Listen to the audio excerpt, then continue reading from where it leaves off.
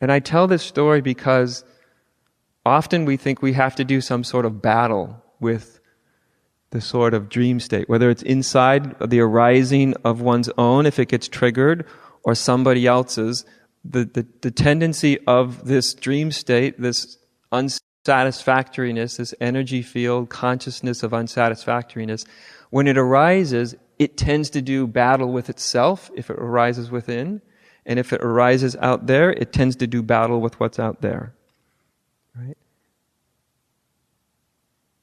But when you have some real sense of this deep, unconditioned presence of your own being, your essential nature, whether it arises within yourself or it arises somewhere else, you begin to realize that by keeping an awareness, keeping an attention on that unconditioned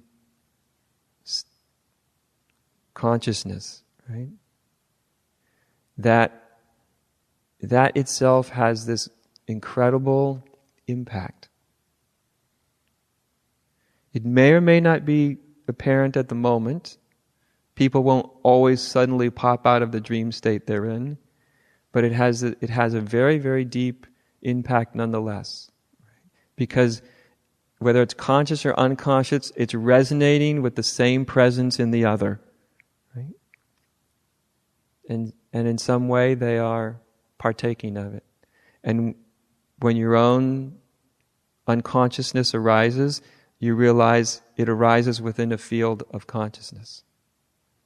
A field of this unconditioned presence. And by being aware of that, that is the secret of really just keeping a conscious contact with this. In the midst of what you do, in the midst of if you have to have a conversation with somebody, in the midst of someone wanting to be in conflict with you, whatever it may be, it's very, very, very potent.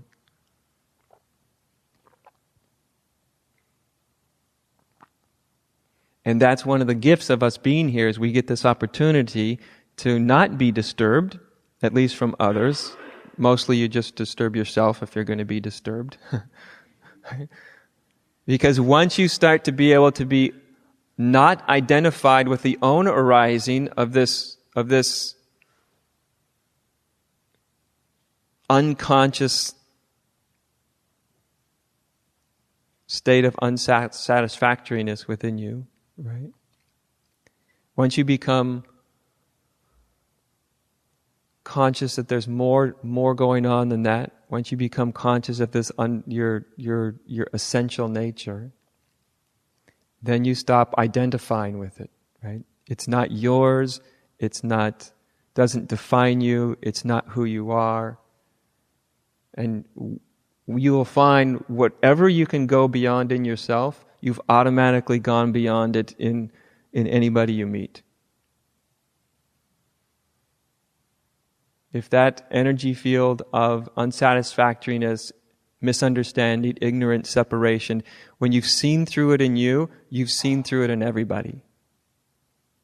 If you've really seen it through it in yourself, you've seen it through everywhere, because you've seen through the very nature of it. I hope some of this makes sense. It comes in rather useful.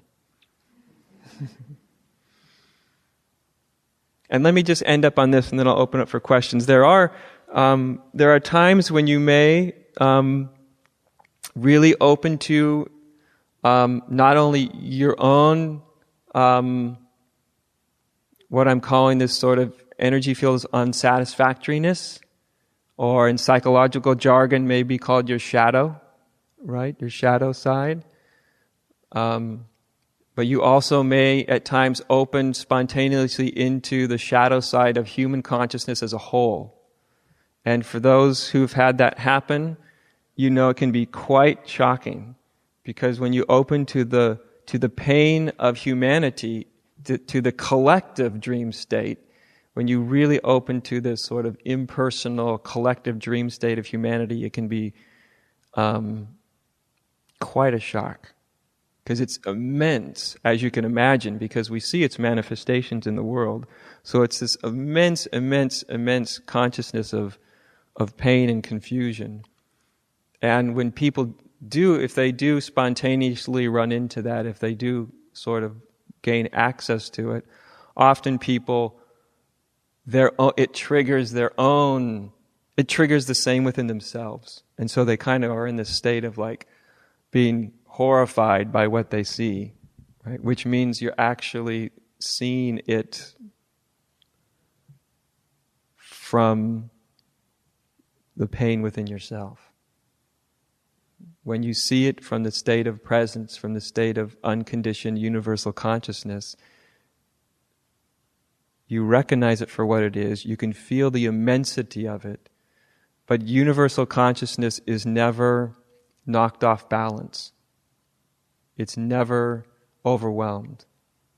It's just an immense, infinite space for everything to be seen.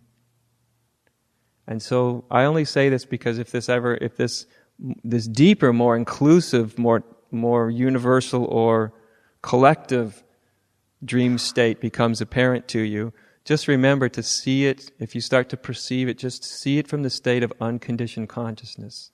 I would not suggest seeing it from the state of your egoic mind. It will ruin your day.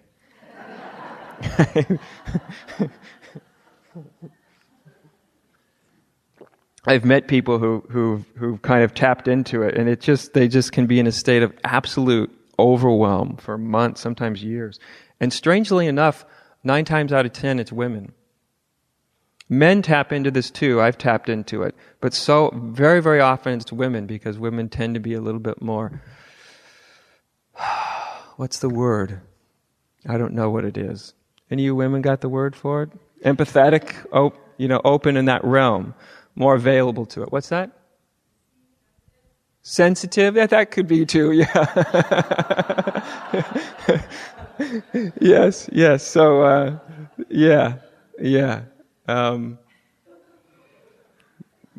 But when you see it from that state of undivided consciousness, it doesn't knock you off balance. My teacher had a really beautiful phrase for it. She called it the great heartbreak. Because when you experience it and you see it, it breaks your heart. It just breaks your heart. When you feel that collective pain of humanity, it just breaks your heart. And if you let your heart break, you just let it break, then it just breaks, and you're okay. If it half breaks, then you stay in sort of a half-broken heart for indefinitely. But it is heartbreaking. But that heartbreak is what motivates people and has motivated people for hundreds of years to their response, right? In other words, that's what comes through us experiencing that great heartbreak for humanity as a whole. It gives rise to this great love and compassion and understanding. If we get caught in it, it just gives rise to sort of a horror in getting caught in it. But if we don't get caught, then it gives rise just to this great love and great compassion.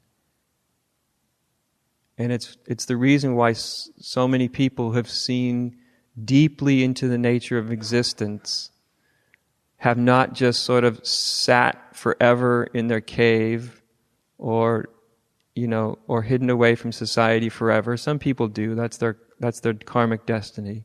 But so often it has motivated people to great activity, into involvement, into being a force for the alleviation of this. Right? And that's what you're all here for. That's why I say awakening isn't just for oneself. It is so you become the force and the presence and the consciousness that helps bring in to humanity's consciousness another possibility, something other than separation and division, but something that's whole and true and beautiful. That's why I always say this isn't just for oneself. The deeper you go into it, the more you realize that it's not for oneself at all.